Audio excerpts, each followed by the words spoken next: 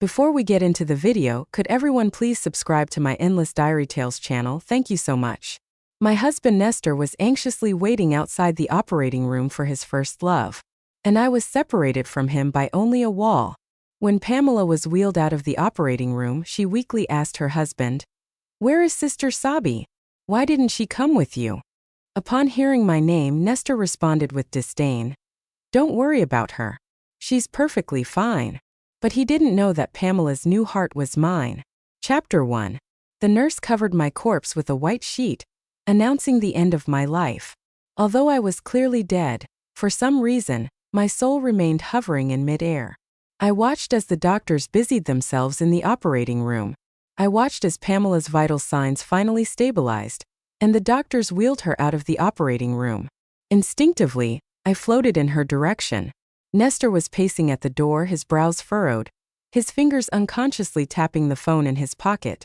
When he saw the doctor come out, he quickly stepped forward, his voice revealing his concern. "How is she?" The doctor stopped to address him. The surgery was a success thanks to the timely heart donation. Nestor's face relaxed slightly, and he finally breathed a sigh of relief. "Do you know who the donor is?" "I would like to thank the family," he asked, catching up with the doctor. The doctor shook his head. "I'm sorry, Mr. Zhou. The donor requested anonymity, so we cannot disclose that information." Nestor nodded. "All right. If Nestor knew it was my heart that was given to Pamela, I wonder how he would react. Would he be happy that Pamela could live well, or would he be saddened by my death?" Thinking this, my chest suddenly felt a bit tight. How could I still feel something after death? I smiled self-deprecatingly. Soon after, my corpse, covered in a white sheet, was also wheeled out. I passed right by Nestor in the hallway. For some reason, he suddenly looked back, appearing momentarily dazed. Then he turned back and followed Pamela into the ward. Pamela was still asleep, and Nestor stayed by her bedside, waiting. I floated between them like a third wheel. Realizing this, I retreated a bit. I suddenly remembered when Pamela once yelled at me, "Sabrina, if it weren't for your scheming, I should have been the one to marry brother Nesto." Nestor had also said, "Sabrina, you should know why I married you." Indeed, I was the third wheel in their relationship. But it didn't matter. I had already stepped back, although it was involuntary. Chapter 2. Nestor tightly held Pamela's hand, his forehead gently resting on the back of her hand. I quietly watched them, not knowing how much time had passed before Pamela's fingers twitched. Then she slowly opened her eyes. "Brother Nesto." Her voice was still hoarse from just waking up, and as soon as she spoke, Nestor's heart tightened. The moment Pamela saw Nestor, her eyes filled with tears. "Pammy, you're awake." Nestor quickly pressed the call button at the bedside to summon the doctor. "Brother Nesto, I thought I would never see you again." Tears streamed down Pamela's pale cheeks, making her look pitiful. Nestor's eyes were full of pain as he gently patted Pamela's hand. "No, everything will be fine now. You will recover." Seeing their affection, a surge of hatred rose within me. "Everything is fine for you, but what about me?" The doctor gave Pamela a thorough examination. Everything was normal, and she only needed to stay in the hospital for a while longer before she could go home. After the doctor left, Pamela cautiously asked, "Where is Sister Sabi? Why didn't she come with you?" Hearing my own name, I snapped out of my thoughts. Nestor's expression stiffened. He lowered his eyes, a hint of disgust in his voice. "Don't worry about her." Pamela responded with an "oh" and lowered her head, saying nothing more. But I clearly saw a faint smile on her lips. It was the same old trick, deliberately mentioning me in front of Nestor to test his reaction. Everyone could see her intentions except Nestor. After dinner with Pamela, Nestor checked the time and said he needed to go home. Pamela struggled to sit up, looking frightened. "Brother Nesto, I don't want to stay here alone. I'm scared." He took out his phone and checked it. There were no new messages. Nestor hesitated. "How about I ask Aunt Wang to come and stay with you?" Aunt Wang was our live-in housekeeper responsible for Nestor's and my meals. "Can't you stay with me?" Pamela bit her lip, her voice growing softer. Nestor was silent for a moment, then unlocked his phone and opened our chat. Our conversation had stopped 2 days ago. The last message was from me saying, "Let's get a divorce." He had replied, Don't make trouble out of nothing. Chapter 3. Seeing Pamela look at him with red-rimmed eyes like a little white rabbit, Nestor's heart softened. He sent me a message. I won't be coming home tonight. I pursed my lips. I knew, but I couldn't reply to you anymore. Seeing Nestor agree to stay, Pamela finally smiled. I knew Brother Nesto was the best to me. Nestor patted her head, his voice full of affection. I really can't say no to you. While he went to the water room to fetch water, Pamela took out her phone. She opened her secondary WeChat account and sent a message to someone with a completely black profile picture. Is everything handled? The reply was almost instantaneous. Don't worry, everything is taken care of. A cold gleam flashed in Pamela's eyes. Dying and giving me her heart, at least she died for a good cause. So she not only knew I was dead but was also involved in my death. Looking at my semi-transparent body and the smug Pamela, a surge of hatred rose within me. But there was nothing I could do. I could only watch her act sweet and innocent with Nestor, living well in this world with my heart. When Nestor returned with a thermos, he sat in the chair and began peeling an apple for Pamela. However, he seemed a bit distracted. His gaze kept drifting towards his phone, which was set aside. When the phone suddenly rang, it startled him, and the fruit knife nicked his fingertip. But he didn't bother to tend to the cut. Instead, he walked to the window to answer the call. Hello, Sabi. Yes, I won't be coming home tonight. What? She hasn't come back either. Nestor's face changed slightly. I understand. He hung up the phone. Pamela saw this and quickly wrapped his finger with a tissue. What happened? She asked. Nestor shook his head. Something came up at the company. I need to go. I was taken aback. The call was obviously from Aunt Wong, so why was he lying? Pamela didn't seem to notice Nestor's odd behavior, and nodded obediently. All right, go ahead then. Nestor picked up his suit and walked to the door. As he reached the door, he turned back and said, Rest well. I'll come see you tomorrow. My heart stirred, and I decided to follow him out of the hospital. I wanted to see where he was going. Chapter 4. On the way home, Nestor drove with a serious expression, seemingly preoccupied. Whenever the light turned red, he would open our chat. Seeing no reply from me, he sighed and put the phone down. I was confused. What was he thinking? Was he expecting a reply from me? But he clearly despised me.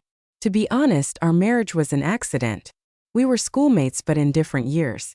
He was 2 years ahead of me, and it was he who helped me when I was bullied in school.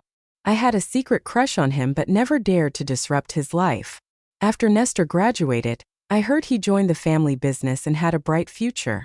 Knowing I wouldn't cross paths with him again, I buried those feelings deep inside.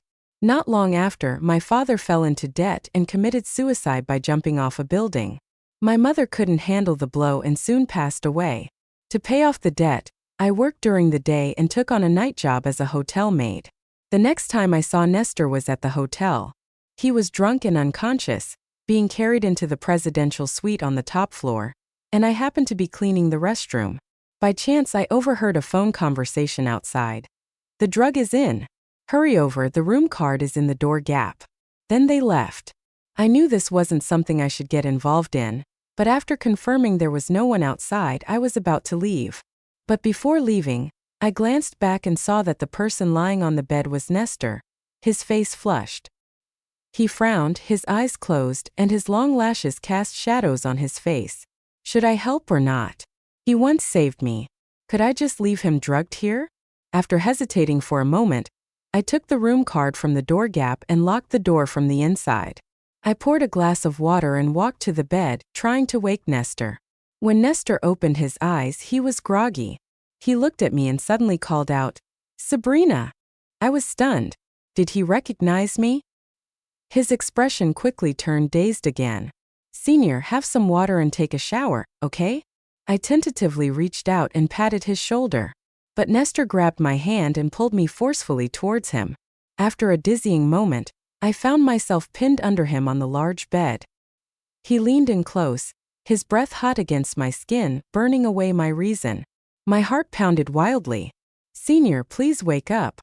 I kept pushing at his shoulders, but he was beyond reason. His scorching kiss landed on my lips. My mind went blank, and I heard the last thread of my sanity snap. Everything spiraled out of control. Faintly, I heard urgent knocking on the door. Nestor cupped my face. Sabi, focus. I didn't know how long it lasted, but eventually, I fell into a deep sleep, waking only when daylight filled the room. Recalling last night, I sat up in fear, seeing Nestor still asleep beside me. I wanted to sneak out, but my movements woke him. He squinted at me for a while, seemingly trying to recall what had happened the night before. What happened? His face grew darker as if he remembered something. My heart tightened and I stammered, It was an accident. But he didn't want to hear my explanation. He coldly said, "Wait for me outside," and went into the bathroom putting on a bathrobe. I bit my lip, feeling endless grievances. Why did he treat me this way? It was his loss of reason, so why did I have to bear the consequences? When he came out, he threw a bank card onto the coffee table. 1 million, let's pretend nothing happened yesterday. I stared at the card, feeling a mix of emotions. With a hoarse voice I said, "No need, nothing happened anyway." Then I opened the door and left the room. In the elevator, my legs felt weak, barely able to stand, and tears finally streamed down my face. Chapter 6. Forget it. I'll just consider it as repaying him for saving me. After crying my heart out, I consoled myself. To avoid any further trouble, I resigned from the hotel that very day. However, in my panic, I forgot to take the morning after pill.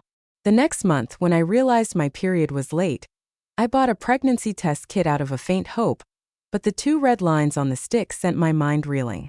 To make matters worse, on the day I went to the hospital to schedule the procedure, I ran into Nestor.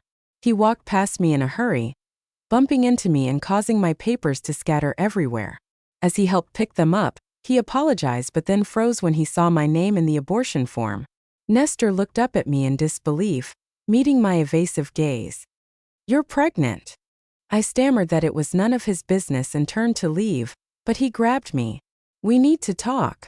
Thus, under the arrangement of fate, I married him while carrying his child. He paid off all my high-interest debts. After marrying him, I found out about Pamela, his childhood sweetheart. They had been engaged, but I had inadvertently come between them. However, the baby didn't survive. For months into our marriage, Pamela's constant provocations finally made me angry for the first time. She called my unborn child a bastard. She called me a wretch without parents. I tried to stay calm, but she pushed me from the second-floor staircase. In excruciating pain, I saw her face twist into a malicious smile. Then she clutched her heart and fell to the ground. By the time Nestor arrived at the hospital, our baby was gone. I sat on the bed in tears, but Nestor's face was dark as he questioned me. "Do you know that Pammy has a heart condition? She can't be stressed. What did you do to her?" I widened my eyes in disbelief. "I didn't do anything. She pushed me. Our baby is gone." But Nestor pursed his lips, looking at me coldly. "Pammy is a kind girl. She wouldn't do such a thing. Sabrina, you disappoint me."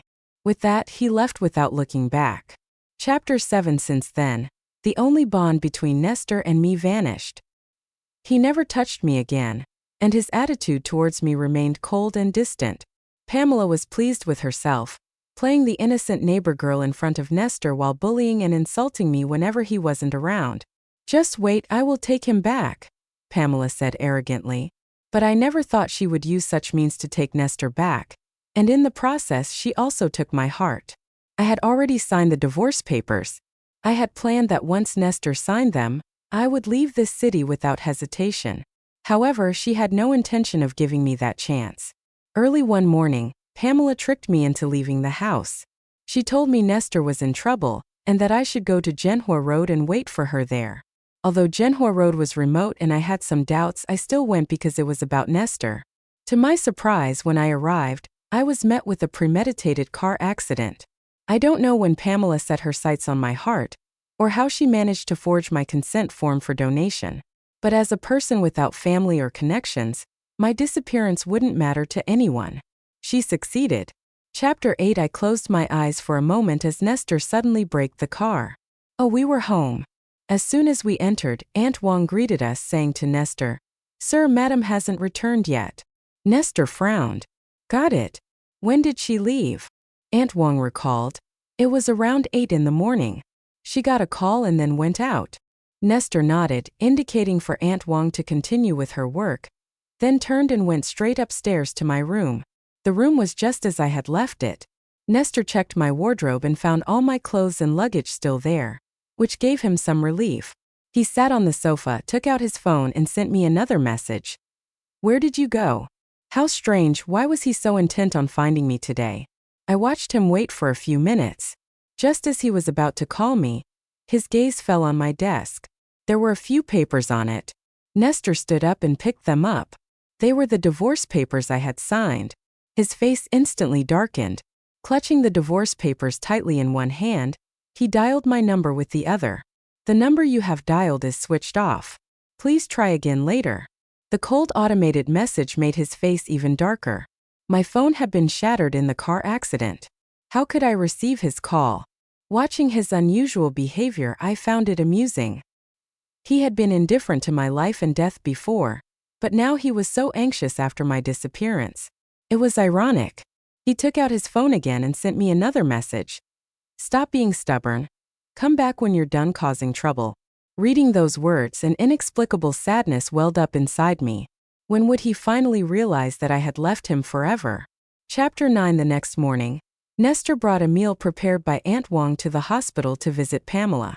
Pamela's eyes lit up the moment she saw him. These are your favorite dishes. Eat more so you can get better quickly. Nestor gently laid out the food on the small table. Seeing his attentive behavior made me catch my breath. Oh right, I shouldn't be breathing anymore. In any case, I felt very sad. Because Nestor never remembered what I liked to eat, or rather, he didn't care about my preferences at all. I don't eat scallions or spicy food. But the first time we had a meal with Pamela, he chose a Sichuan restaurant because Pamela likes spicy food. They chatted warmly while I barely touched my food. Pamela looked at me half-jokingly and said, Sister Sabi, don't you like the restaurant Brother Nesto chose? Or do you just not want to eat with me? Nestor's gaze towards me turned somewhat inquisitive. No, I'm just not very hungry today. I had to force myself to eat a few bites of the oil-drenched boiled meat slices. I endured the discomfort to accompany them through the meal, but I ended up with a stomachache when I got home. It hurt so much that I had to go to the emergency room in the middle of the night. What did Nestor say back then? How can you be so delicate? You get like this from just one meal. Pammy is perfectly fine. I was too pale and speechless, and ended up staying in the hospital for half a month. I snapped out of my thoughts and saw Pamela pouting and acting spoiled. Brother, can you feed me? I don't want to move. Nestor chuckled. He was about to agree but seemed to remember something. His words changed to, Pammy, you're a grown-up now. You can't always have your brother feeding you. Pamela was stunned, not expecting him to refuse. Floating nearby, I recalled the argument we had before. What do you take me for? And what do you take Pamela for? Nestor had replied, Pammy and I grew up together. She's like family to me. Sabrina, stop being unreasonable. No matter how much like family you are, both adults now. Shouldn't you keep a proper distance? If you want to be with her, I'll leave. Our marriage was an accident anyway. I had cried bitterly. If it weren't for saving him, I shouldn't have had to go through all this. Nestor hadn't expected me to be so upset and was momentarily flustered. Don't cry. I'll be more careful in the future. Could it be that he remembered my words and that's why he refused Pamela? I couldn't help but wonder. Then I felt I was being foolish. Nestor didn't love me. Why would he care about what I said? Brother Nesto, are you getting tired of me? Pamela pouted, her eyes glistening with tears. Nestor panicked and quickly grabbed a tissue to wipe her tears. No, don't get emotional. It's not good for your heart recovery. I will never get tired of you. Pamela continued to cry while leaning her head on Nestor's chest. Nestor's body tensed, but he didn't push her away. Instead, he reached out and gently patted her back comfortingly. Watching Pamela's pretense, my heart surged with hatred. She had harmed my child and me, yet she could still act coy in front of Nestor with my heart. Brother Nesto is the best to me. Pamela sobbed. If Sabrina hadn't seduced you, would you have married me, Brother Nesto? Upon hearing this, Nestor was silent for a moment. Pammy, he said slowly, There are no ifs. What if Sabrina were gone? Would you be with me then? I'm no longer a burden. My heart condition is cured. I won't drag you down. Pamela clutched his sleeve, her face stubborn.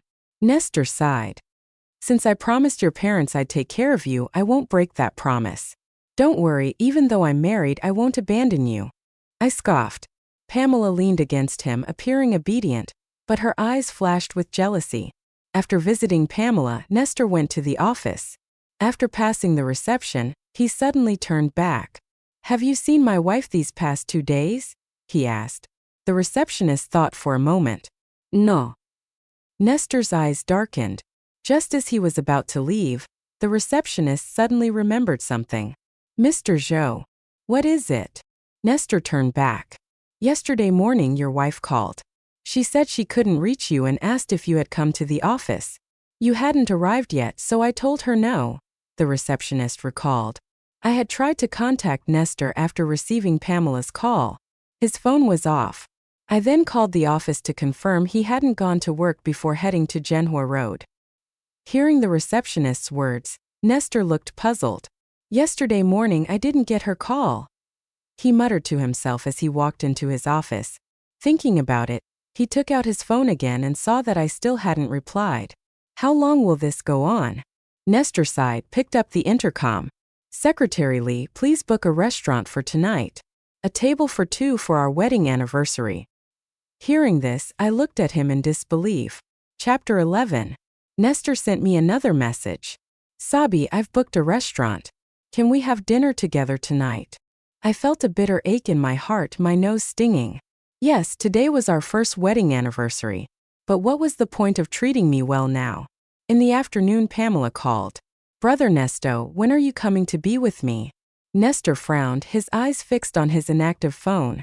Brother, Pamela called out, testing his attention when he didn't respond.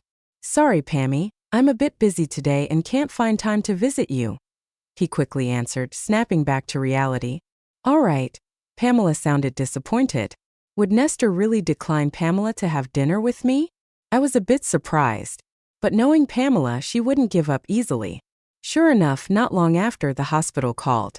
The doctor said Pamela had fainted and her condition was unstable, needing a family member to accompany her. A rare look of frustration crossed Nestor's face, but he still drove to the hospital. How's Pammy? Seeing Pamela lying in bed with her eyes closed, Nestor hesitated and asked the doctor beside him. The doctor replied, Miss Bai suddenly got emotional and couldn't breathe, so she fainted. With no one else to stay with her, Nestor had to wait for her to wake up. He kept checking the time on his phone, perhaps thinking about our dinner plans. But I couldn't keep the appointment, Nestor. After 2 hours, Pamela slowly woke up. Brother Nesto. Seeing Nestor, she started to tear up again. Pammy, I have dinner plans with Sabi tonight. I really can't stay with you, Nestor interrupted her as soon as she woke up.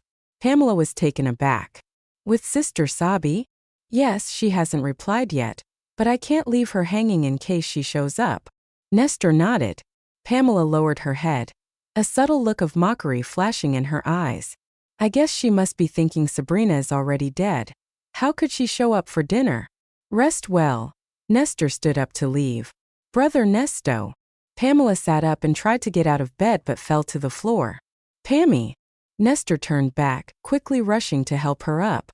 In the process, his eyes caught sight of a small pendant that had fallen from the bed. It was the star charm from my necklace. What's this? He picked it up and handed it to Pamela. It's my pendant. Pamela's face changed slightly as she quickly put it away. Nestor found the pendant familiar but couldn't recall where he had seen it before. He helped Pamela back into bed and immediately headed to the restaurant where we had planned to meet. But he waited there all night and I never showed up. Chapter 12. The more Nestor thought about it, the more something felt wrong. He finally couldn't resist contacting a private investigator. Help me find out where Sabi went. I floated beside him, watching his uneasy expression. To be honest, I was curious too. How exactly had Pamela dealt with me? The private investigator quickly responded, reporting that there were no records of me buying tickets at the airport or train station. The last time surveillance captured me was when I hailed a taxi in front of our house. Reading the investigator's message, Nestor felt a sinking feeling in his heart. A hint of panic appeared on his face. Track that taxi. The taxi was legitimate, and the driver was quickly contacted. The driver said he had dropped me off near Jinhua Road but knew nothing more. There was no surveillance in that remote area. Jinhua Road is so remote. What was she doing there? Nestor recalled something Aunt Wang had mentioned. Around 8 in the morning, she got a call and then went out. He immediately ordered, "Find a way to check her call records. See who called her." Perhaps clinging to a sliver of hope, he didn't report it to the police. Checking the call records wasn't difficult. The last call was from Pamela. Nestor's expression was as if he had been struck by lightning. "What?" He abruptly stood up, knocking over the coffee cup on his desk. Warm coffee spilled all over the documents, but he didn't notice. Nestor finally remembered why he hadn't received my call. He had been at the hospital with Pamela at that time. Pamela had asked for his phone to play games. Then he checked the surveillance footage again. Though not obvious, I was wearing a necklace with a star pendant. At that moment, all color drained from Nestor's face. He contacted the private investigator again. Find out who donated the heart to Pamela. I was amazed by Nestor's sharpness at that moment. His shock and pain seemed genuine. For once, his usually cold and indifferent face showed a hint of regret. The investigator's email quickly arrived. The donor was Sabrina. Nestor closed his eyes slowly. His lips were completely devoid of color. "So, it was you?" he murmured. I didn't know if he recalled the day before yesterday at the hospital, when he looked back at me covered in a white sheet as he followed Pamela. Chapter 13. Nestor sped to the hospital at 120 miles per hour. He pushed open the door to Pamela's room and walked in. "Brother Nesto, why are you here so late?" Pamela woke up, frowning slightly. "Where is Sabi?" Nestor's voice carried no emotion. "Sister Sabi? I don't know." Pamela blinked, feigning innocence. "My patience is limited, Pamela. Where did you take Sabrina?" Nestor took a few steps forward, towering over Pamela sitting on the bed. "That star pendant was on Sabi when she disappeared. If you really don't know why it was with you," Pamela bit her lip, about to lie again. Nestor grabbed her wrist. "Whose heart is it? Is it Sabi's? Tell me." Seeing no way out, Pamela dropped her act. "Yes, it's hers. She's dead." Hearing her words, Nestor's eyes darkened. "If she's dead, I want to see her body. Where is she?" Pamela laughed as if hearing a funny joke. "Are you seeking justice for her now? Sabrina seduced you, got pregnant, and used despicable means to marry you, becoming an obstacle between us. Does it matter where she died? I took her heart and now I can live well. Without Sabrina, you'll marry me, right?" Her expression turned manic. "Whether she's dead or alive, I'll never marry you. I've always seen you as a sister. I never loved you. Where is she?" Nestor shouted in anger. Pamela's face twisted with resentment. "I burned her to ashes and scattered them in the sea. You'll never find her." A look of pain crossed Nestor's eyes. He gritted his teeth, but tears still fell. "He actually cried for me." I was a bit surprised. Then the police, who had been standing at the door, walked in. Pamela's eyes widened. "You called the police?" Nestor looked at her with nothing but hatred. "Of course, but I won't let you die. After all, the heart beating in you is still Sabi's." Chapter 14. Pamela's words were probably true. She had taken care of everything so thoroughly that my body was completely gone. But Nestor didn't believe it. He frantically searched everywhere for my body. If I could speak, I would tell him to stop. Late affection is worth less than grass. He never loved me, so why act so pained now? Until he took out a photo album from the study. The first page held my student ID photo. I was stunned. That was my freshman year student ID, which I had lost. I never expected the photo to be with Nestor. "Sabi, I'm sorry. If I had treated you better, if I hadn't cared so much about Pamela, giving her false hope, would everything have been different?" Nestor stared at the photo in a daze. Then he placed the photo and my star pendant into a small box. "Sabi, you probably don't know, but I've always loved you." His eyes were red as he hugged the box, muttering to himself, Even though you didn't love me, I kept you by my side. Fearing you'd leave, so I kept testing and hurting you, ultimately causing your death indirectly. I was wrong. He loved me. I was bewildered. Was it because my soul was losing its emotions that I felt nothing seeing his pain? Nestor bought a plot of land, burying the box with the photo and pendant in it. It was my cenotaph. From that day on, he visited my grave daily with a fresh bouquet of lilies, sitting there for half the day, drinking and rambling about the past. It turned out Nestor knew I wasn't the one who drugged him, and the drug didn't affect him enough to lose all reason. He realized it was me and decided to go along with it. But afterward he couldn't face me, so he wanted to cool down. Unexpectedly, I quit and disappeared for a month. He searched for me everywhere until he found me at the hospital about to have an abortion, which made him desperate to take me back and marry me. Regarding Pamela pushing me down the stairs, he truly believed it was an accident.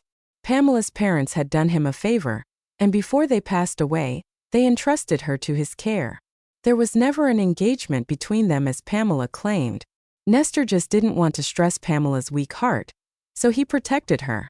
But no matter what he said, the harm he caused me was real, and it's something I can't forgive. Chapter 15. Pamela and the hitman she hired were both caught and sentenced to life imprisonment. Nestor used his influence to make her life in prison miserable. She repeatedly tried to contact Nestor through the guards, but he refused to see her. Soon after, Pamela committed suicide in prison. When the news of her death reached him, Nestor was at my grave, gently cleaning the tombstone with a damp cloth. "Dead as long as her heart is returned," Nestor answered the call, his voice icy. On his way back, Nestor drove distractedly, eventually crashing into a speeding truck that ran a red light at a turn. Ending it this way is good too. See you in the next life. At the moment of impact, I heard him murmur softly, his hands leaving the steering wheel. There was no surprise. Nestor died instantly, and I, watching my body become increasingly transparent, knew my time had come. If there is a next life, I only wish for a peaceful and happy life, never to meet Nestor again. But when I opened my eyes, I was back in the hotel restroom. Outside, someone was on the phone. "The drug is in. Hurry over. The room card is in the door gap." That familiar conversation. I was reborn. I stared at myself in the mirror in amazement. I was back to being a hotel maid. Outside should be the drugged Nestor. After the people outside left the room, I quickly stepped out. Nestor lay on the bed, semi-conscious. Recalling everything from my past life, I decisively opened the door and left without looking back. Let go of the savior complex and respect others' destinies. In this life, I will live well for myself.